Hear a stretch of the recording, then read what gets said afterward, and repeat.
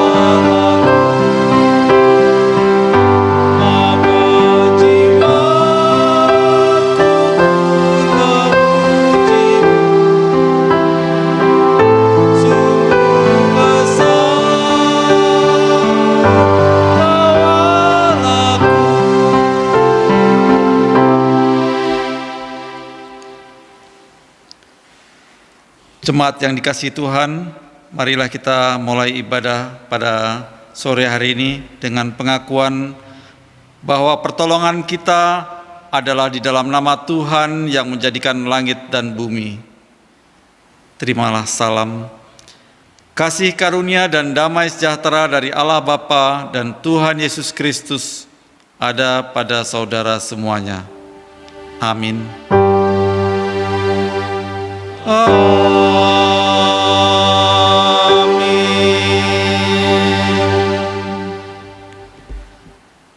Nats pembimbing pada sore hari ini terambil dari kitab Zefanya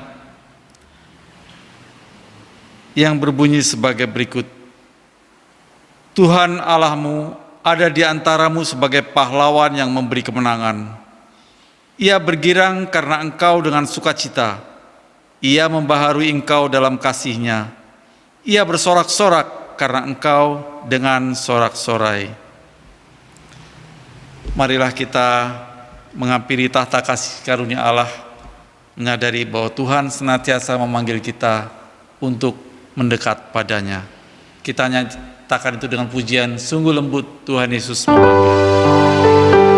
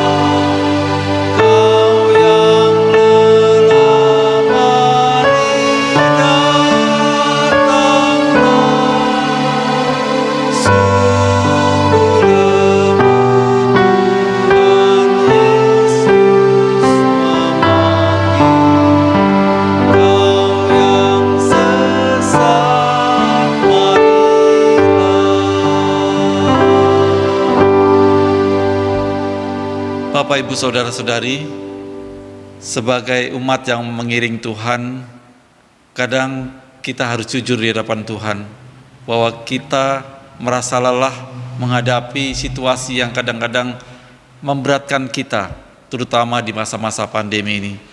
Sesungguhnya kita seharusnya tetap setia mengiring Dia, tetap semangat dalam mengikuti Dia.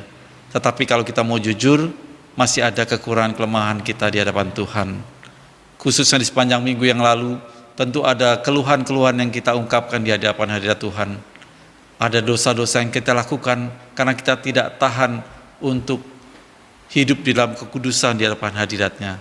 Marilah pribadi lepas pribadi kita mengakui di hadapan hadirat Tuhan segala kelemahan dan dosa kita.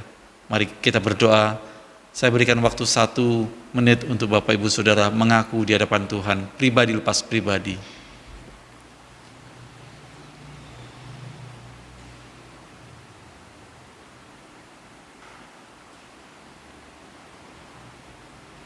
Bapa Surgawi, kehidupan kami umat-Mu bagaikan lembaran buku yang terbuka, tidak ada yang dapat kami tutupi di hadapan-Mu ya Tuhan.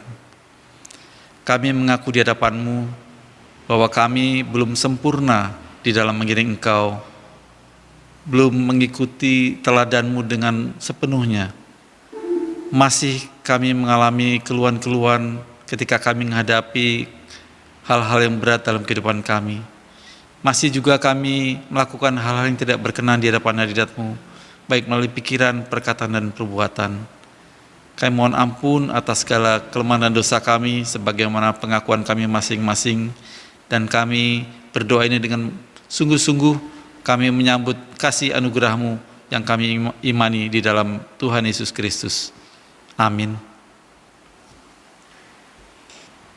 Sebagai respon setelah kita melakukan doa pengakuan dosa, marilah kita memuji Tuhan dengan pujian meski tak layak diriku, sambil menyadari bahwa meski tidak layak, tetapi karena kasih karunia Tuhan, kita boleh dilayakkan untuk menghampiri hadirat-Nya kembali. Kita nyatakan dengan pujian meski tak layak.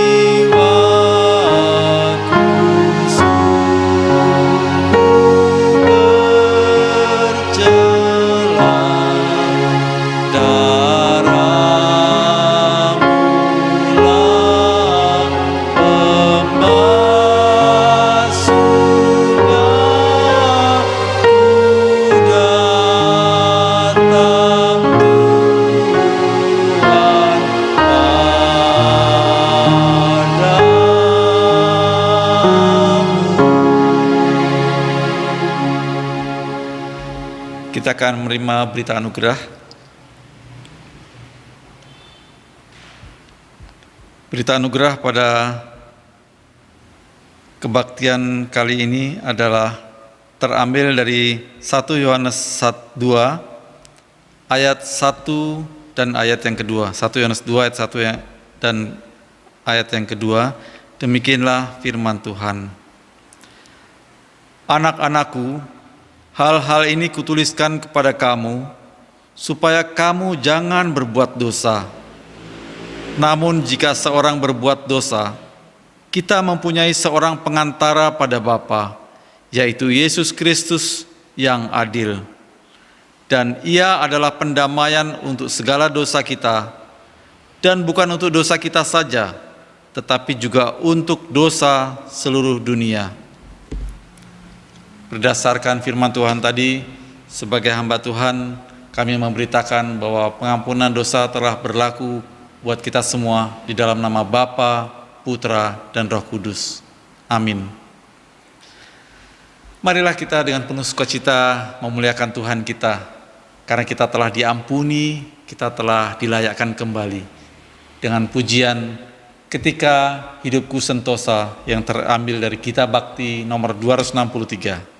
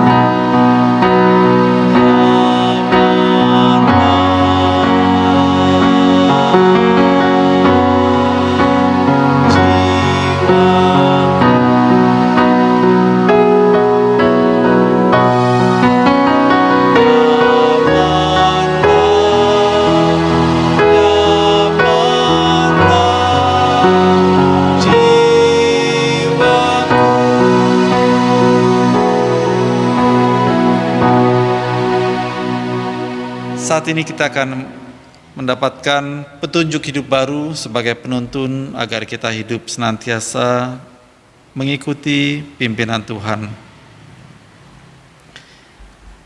Petunjuk hidup baru terambil dari Roma 6 ayat 6 sampai ayat yang ke-8.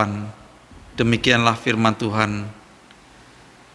Karena kita tahu bahwa manusia lama kita telah turut disalibkan supaya tubuh dosa kita hilang kuasanya, agar jangan kita menghambakan diri lagi kepada dosa.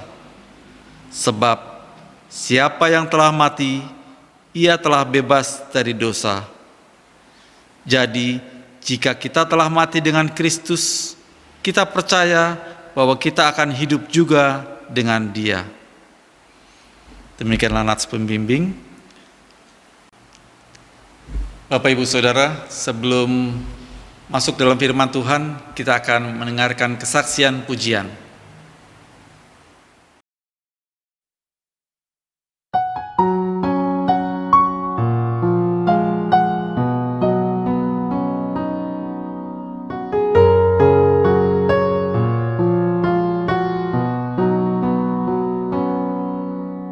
Engkaulah kekuatanku, tempat perlindunganku saat badai menerpa. Aku tak akan goyah, aku tak akan goyah, sebab Kau sertaku.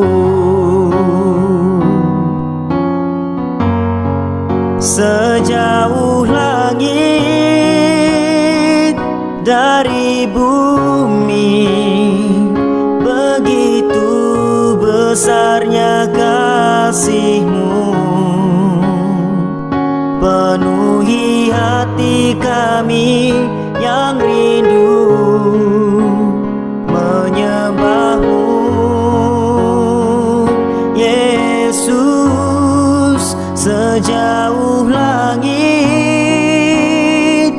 dari bumi, begitu besarnya kasih-Mu. Kaulah Tuhan, kekuatanku, sukacitaku. Sejauh langit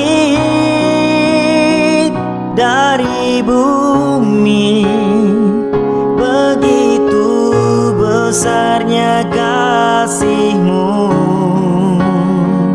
Penuhi hati kami yang rindu menyembah-Mu, Yesus. Sejauh langit dari bumi, begitu besarnya kasih-Mu. Kaulah Tuhan, kekuatanku, sukacitaku.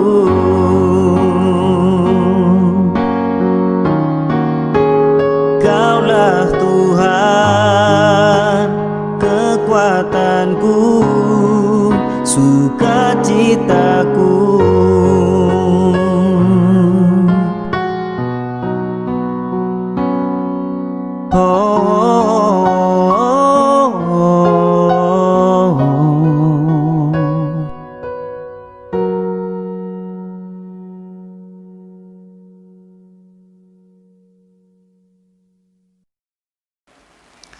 Bapak Ibu Saudara-saudari, sebelum kita memasuki firman Tuhan, marilah kita mempersiapkan hati dan pikiran kita untuk menerima firman-Nya. Kita nyatakan itu dengan bentuk pujian. Kita nyanyikan pujian, Ku hidup bagimu. Saya undang Bapak Ibu bangkit berdiri, kita menyiapkan hati dan pikiran kita.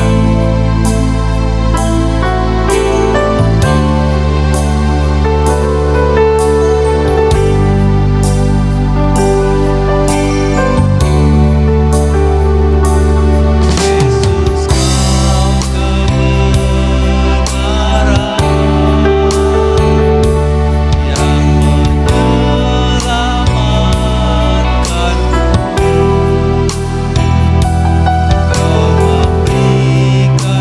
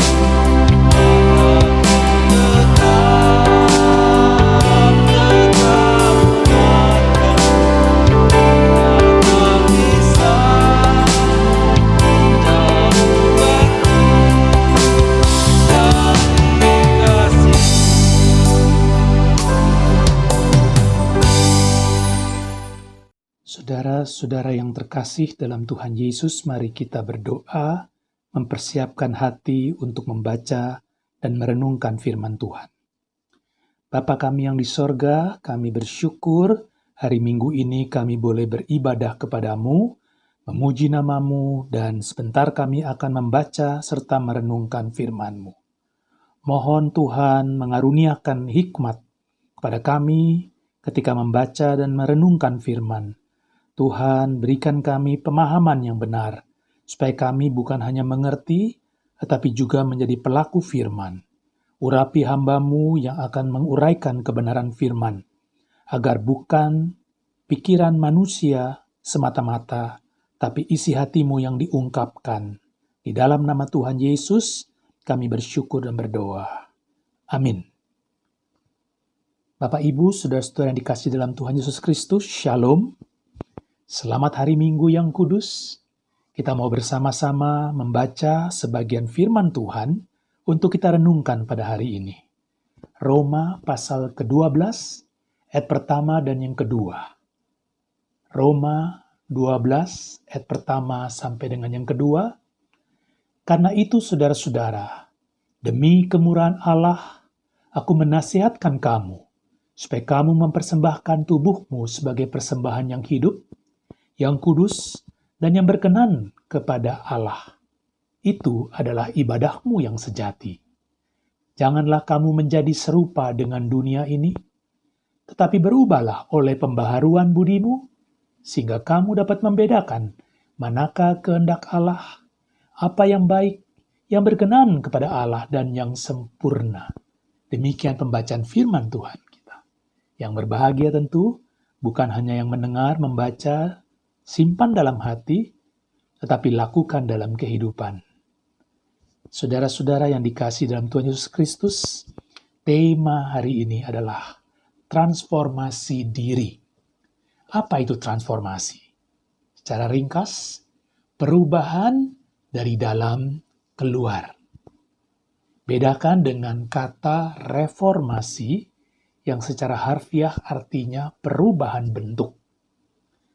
Dalam sejarah kerajaan Israel di Perjanjian Lama, istilah reformasi dikenakan kepada Raja Yosia yang mengadakan tobat nasional agar semua masyarakat Yehuda dengan segenap komponennya melakukan tindakan tobat dengan meninggalkan kebiasaan dosa mereka, menyembah berhala di kuil-kuil dewa-dewi kafir yang disertai perilaku amoralitas, menjadi penyembah-penyembah Yahweh sejati di bait Allah di Yerusalem. Ternyata perubahan pertobatan mereka tidak berumur panjang. Sepeninggal Raja Yosia, masyarakat kembali kepada dosa-dosa lama mereka dan dipelopori oleh putra raja yang menjadi raja pengganti Yosia. Mengapa bisa terjadi demikian? Mengapa reformasi gagal? Karena yang terjadi bukan transformasi, melainkan reformasi, perubahan bentuk, perubahan perilaku dari menyembah berhala kembali menyembah Yahweh. Baik memang, tetapi hanya semata-mata tingkah laku yang kelihatan. Dari hidup yang amoralitas menjadi bermoral, perilaku yang diperbaiki, tetapi tidak berumur panjang, karena bukan transformasi. Transformasi terjadi ketika ada perubahan di dalam hati seseorang yang bertobat.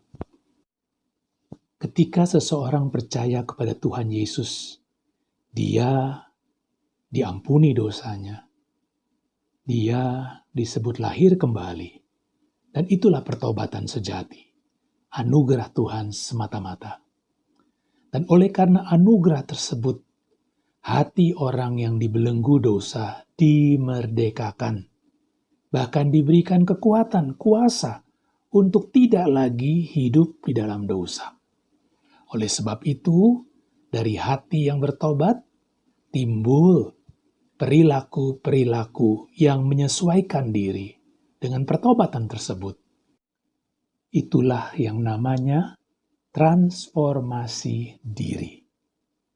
Dimulai dari pertobatan sejati, kemudian dengan pertolongan Roh Kudus, perilaku kehidupan bertumbuh, meninggalkan dosa, dan hidup melakukan kehendak Tuhan. Mungkin saudara akan bertanya, bagaimana saya tahu saya sudah bertobat? Yang pertama, pertobatan adalah anugerah Allah ketika kita percaya Tuhan Yesus, mengakui dosa kita, memohon pengampunannya, dan minta Dia masuk dalam kehidupan kita. Semata-mata anugerah Tuhan. Yang kedua, setelah kita bertobat sejati, di dalam hati kita timbul keinginan, kerinduan untuk menyenangkan hati Tuhan. Agar hidup kita menyenangkan hati Tuhan, kita mau diubah Tuhan. Kita mau menyesuaikan diri dengan kehendak Tuhan.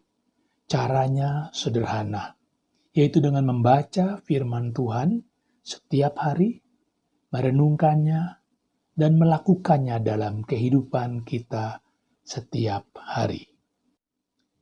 Apa kata firman Tuhan yang kita baca hari ini?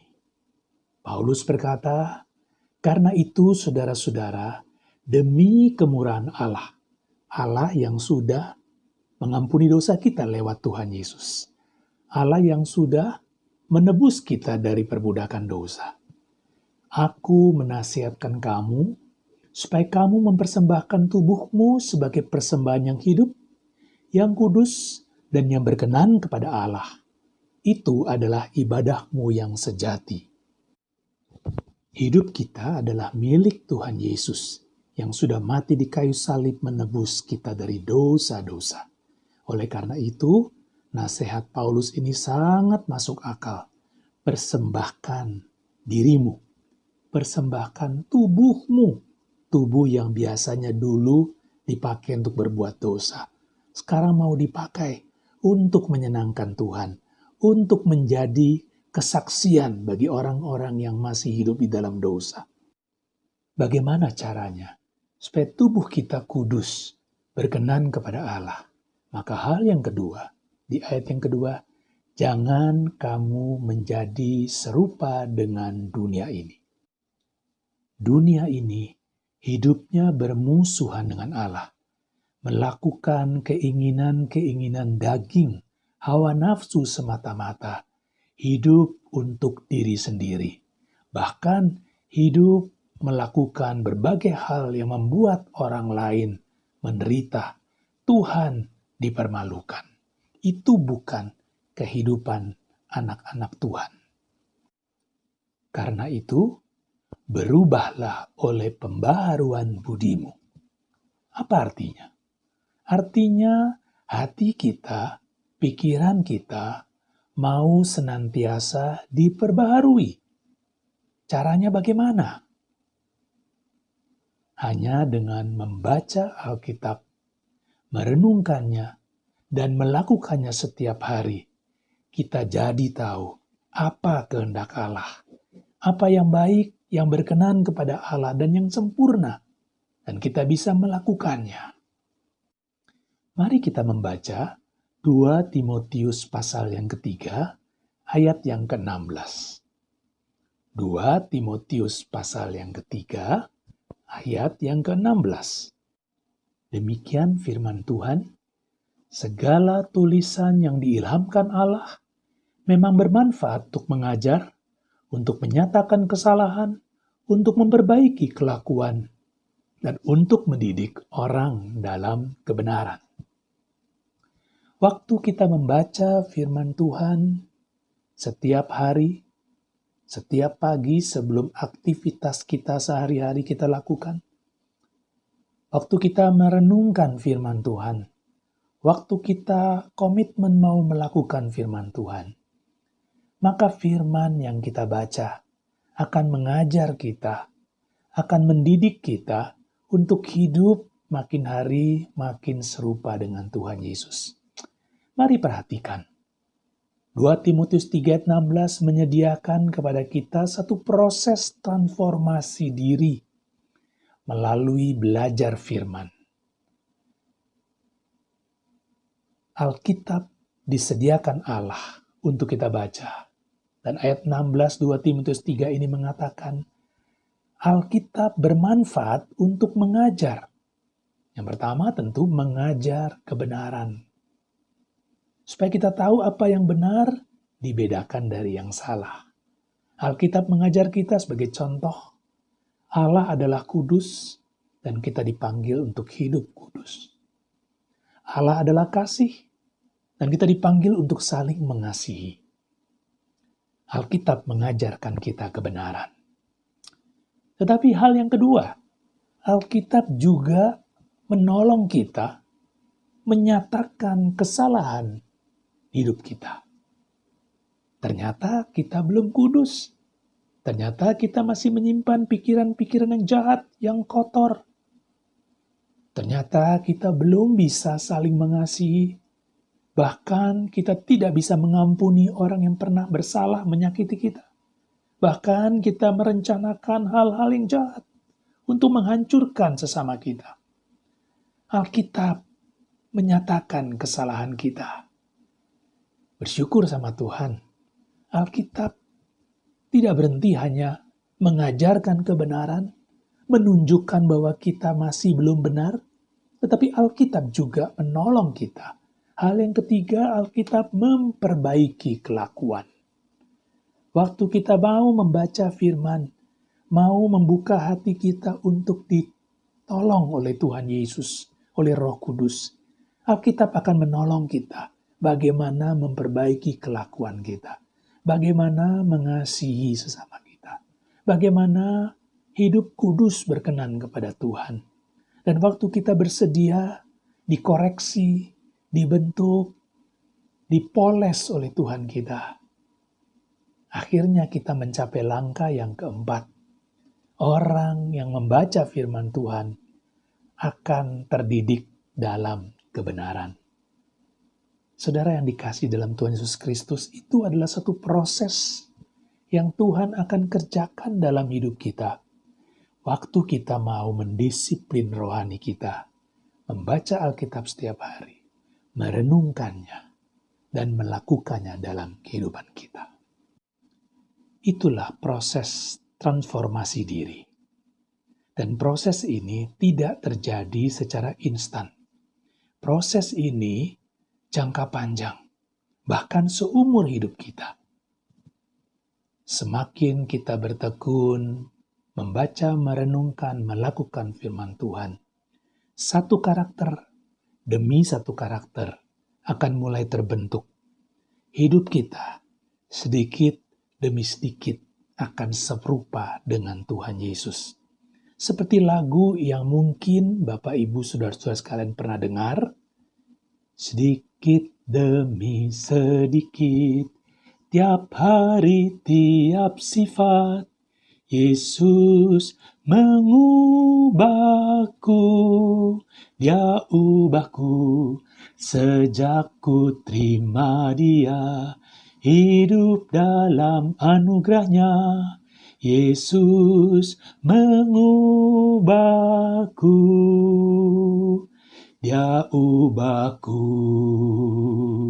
Oh juru selamat, ku tidak seperti yang dulu lagi, meskipun nampak lambat, namun ku tahu, ku pasti sempurna nanti. Amin. Mari kita berdoa. Bapa di sorga, kami bersyukur firman-Mu boleh kami dengar dan renungkan. Menolong kami mentransformasi diri kami. Dengan mendisiplin rohani kami membaca, merenungkan, dan melakukan firman-Mu. Supaya hidup kami semakin hari semakin serupa Tuhan Yesus. Bahkan buat kami yang sudah lanjut usia tidak pernah ada kata terlambat. Saat kami mau mulai disiplin diri, saat ini juga Tuhan mau tolong kami. Biar hidup kami semakin serupa Tuhan Yesus. Di usia lanjut kami jadi teladan buat anak-anak kami, buat orang-orang yang lebih muda dari kami. Tuhan Yesus, tolong kami semua yang mendengarkan firman dan yang punya komitmen untuk melakukan firman-Mu. Ya Tuhan, kami berdoa juga dalam rangkaian doa syafaat, khususnya buat Bapak, Ibu, lansia, agar Tuhan yang mengaruniakan kesehatan, kekuatan, semangat hidup, dan transformasi diri, sehingga hidup mereka tidak sia-sia, bahkan jadi teladan. Kami mau berdoa untuk Ibu Grace Widiatmaja, Ibu Darmi, Ibu Naomi Rahman, Bapak dan Ibu George Tumiwa, Bapak Iwan Gunawan, Bapak Jerry Ajusman, dan Bapak Simanjuntak. Kiranya Engkau karuniai mereka di usia lanjut, hidup yang diberkati dengan limpah oleh Tuhan, kekuatan, kesehatan, dan apa yang mereka butuhkan Tuhan yang sediakan. Demikian juga kami berdoa untuk Ibu Enita Sofia dan Ibu Oli Suhendro di dalam proses pemulihan tubuh mereka dari kelemahan menjadi sembuh dan bahkan dikuatkan. Tuhan tolong kami semua. Kami mau berdoa biar di masa pandemi COVID-19 belum reda, Tuhan yang menjadi tempat perlindungan kami. Dan walaupun terbatas gerakan kami tetap mau Tuhan pakai. Kami tetap mau Tuhan bentuk, supaya kami boleh jadi saluran berkat-Mu. Ya Tuhan, dengarkan doa kami, sempurnakan doa kami dengan doa yang Tuhan ajarkan. Bapa kami yang di sorga, dikuduskanlah nama-Mu. Datanglah kerajaan-Mu. Jadilah kehendak-Mu di bumi seperti di sorga. Berikan kami pada hari ini makanan kami yang secukupnya. Dan ampunilah kesalahan kami, seperti kami juga mengampuni orang yang bersalah kepada kami. Dan jangan bawa kami ke dalam pencobaan, tapi lepaskanlah kami dari yang jahat. Karena Engkaulah yang empunya kerajaan, kuasa, dan kemuliaan sampai selama-lamanya. Amin. Setelah kita menerima firman Tuhan, marilah kita memperbaharui pengakuan iman kita sebagaimana pengakuan iman rasuli yang dilakukan oleh semua jemaat di segala abad dan tempat. Kita menyatakan bersama-sama sambil berdiri. Aku percaya kepada Allah, Bapa yang Maha Kuasa, Khalik langit dan bumi, dan kepada Yesus Kristus, Anaknya yang tunggal Tuhan kita, yang dikandung dari anak darah Maria, yang menderita sengsara di bawah pemerintah Pontius Pilatus, disalibkan dan dikuburkan, mati dan dikuburkan, turun ke dalam kerajaan maut. Pada hari yang ketiga, bangkit pula dari antara orang mati, naik ke surga, duduk di sebelah kanan Allah, Bapa yang Maha Kuasa, dan dari sana Ia akan datang untuk menghakimi orang hidup dan yang mati. Aku percaya kepada Roh Kudus, gereja yang kudus dan am, persekutuan orang kudus, pengampunan dosa, kebangkitan orang mati, dan hidup yang kekal. Amin.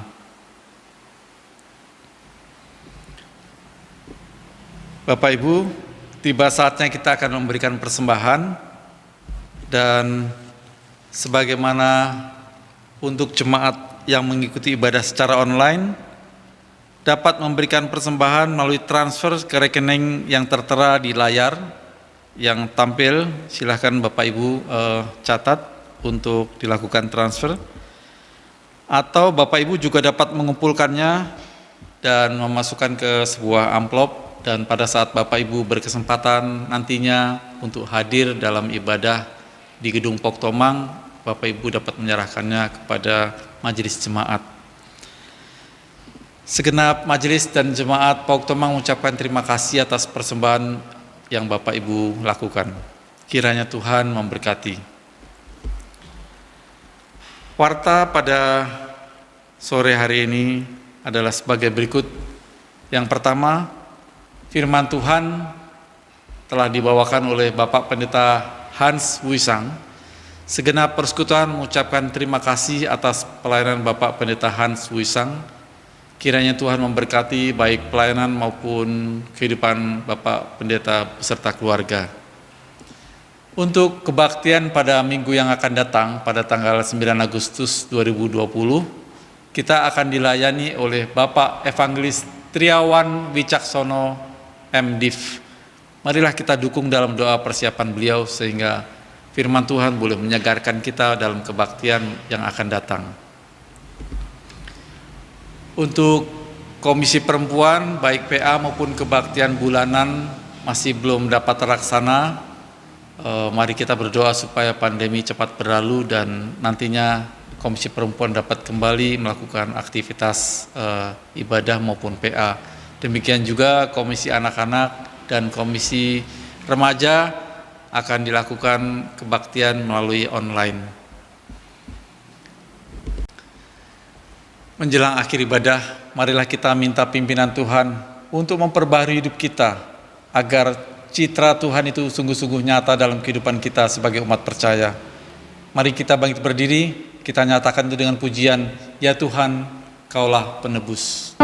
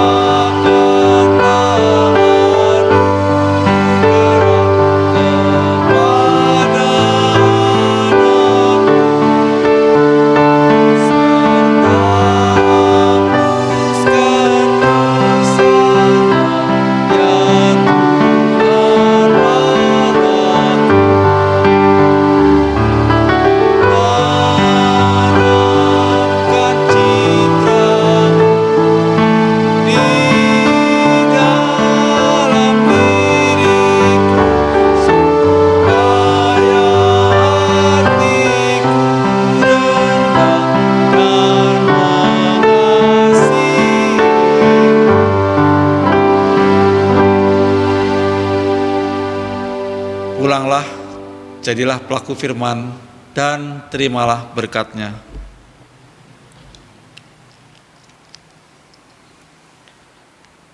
Kasih karunia Tuhan Yesus Kristus dan kasih Allah dan persekutuan Roh Kudus menyertai kamu sekalian. Amin.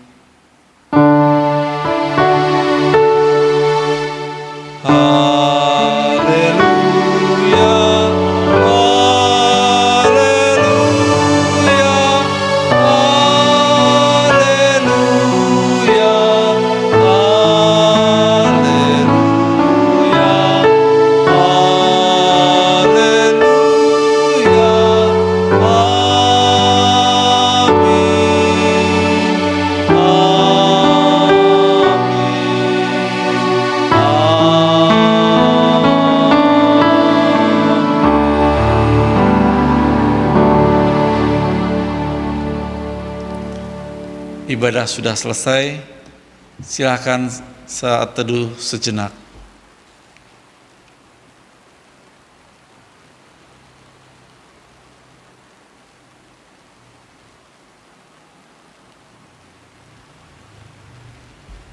Selamat hari Minggu Bapak Ibu Saudara, sampai jumpa minggu yang akan datang. Tuhan memberkati.